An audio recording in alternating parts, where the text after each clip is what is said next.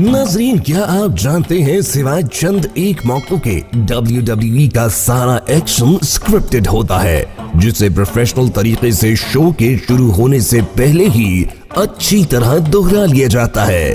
तो चलिए मिलकर देखते हैं रेसलर्स की वो गलतियां जो वो ना चाहते हुए भी सबके सामने कर बैठे। जेक द स्नेक रॉबर्ट। जो लोग रेसलिंग के शौकीन नहीं भी हैं वो भी इस पहलवान को जानते होंगे, क्योंकि ये हमेशा अपने साथ एक बहुत बड़ा सांप लेकर आया करता था। जी हाँ, हम बात कर रहे हैं जेक द स्नेक रॉबर्ट की, जो कि 1990 में बहुत मशहूर थे। दोस्तों, जेक द स्नेक रॉबर्ट की अक्सर लड़ाई के दौरान अपने साथ लाए हुए सांप को सामने वाले रेसलर पर फेंक दिया करते थे, लेकिन क्योंकि सारे हिफाजती इक़दाम पहले से कर लिए जाते थे, इसलिए इस सांप का जहर वगैरह निकला होता था। रैंडी सेविज के साथ एक मैच के दौरान सांप स्क्रिप्ट के मुताबिक न चल सका था। जी हाँ दोस्तों, हम इस वीडियो में देख सकते हैं कि जब रॉबर्ट ने सांप रैंडी के ऊपर फेंका तो वो गुस्से में आकर उनके बाजू पर काटने लगा।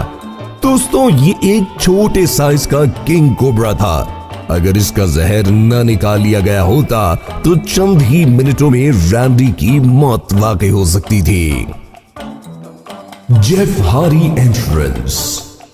दोस्तों, जेफ हार्डी अपने हाई फ्लाइंग एक्शन की वजह से बहुत मशहूर है और ये बड़े से बड़ा रिस्क उठाने से बिल्कुल भी नहीं घबराते।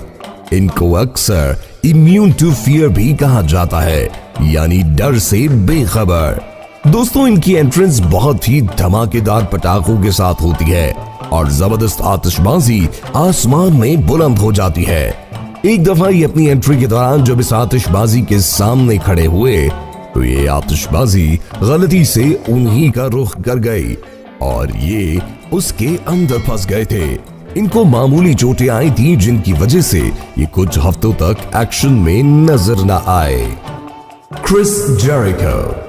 दोस्तों, 2008 में समर स्लैम का पे पर व्यू जारी था और रिंग में मौजूद थे mister WrestleMania, the heartbreak kid Shawn Michaels, जो कि अपनी बीवी के साथ रिटायरमेंट का ऐलान करने के लिए रिंग में आए थे। लेकिन इस बार शॉन माइकल के सामने एक बहुत ही चालाक और तेज रेसलर मौजूद थे। जी हाँ, क्रिस जेरिको, जिनकी पूरी कोशिश थी कि वो शॉन माइकल को एक दफा फिर से मैच लड़ने के लिए आमादा कर ले।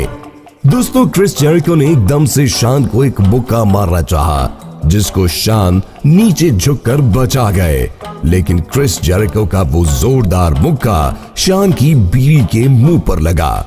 हम देख सकते हैं कि एक पहलवान का भारी भरकम मुक्का लगते ही शॉन माइकल की बीवी खड़े खड़े ही बेहोश हो चुकी थी।